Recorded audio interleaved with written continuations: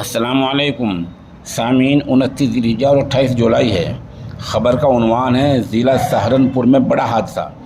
उत्तर प्रदेश के ज़िला सहारनपुर में एक बड़ा हादसा पेश आया है। बताया गया कि अम्बाला देहरादून हाईवे पर रामपुर मनिहारान के गांव चुनहेटी के पास एक कार में आग लग गई है। आग लगने से कार में सवार 4 लोग मौत के मुंह में चले गए हैं। पुलिस के मुताबिक कार में सवार ये 4 लोग हाईवे से गुजर रहे थे। एक गाड़ी को ओवरटेक करते हुए ट्रक ने कार को पीछे से टक्कर मार दी। कार डिवाइडर से टकरा गई और उसमें फ़ौरन आग लग गई। खौफनाक आग की वजह से कार में सवार चारों लोग जिंदा जल गए। फायर ब्रिगेड को बुलाकर आग पर काबू पा लिया गया, जिसके बाद लाशों को निकाला गया। हादसे में मरने वाले तमाम लोग वसंत विहार जवालापुर ज़िला हरिद्वार के रहने वाले थे।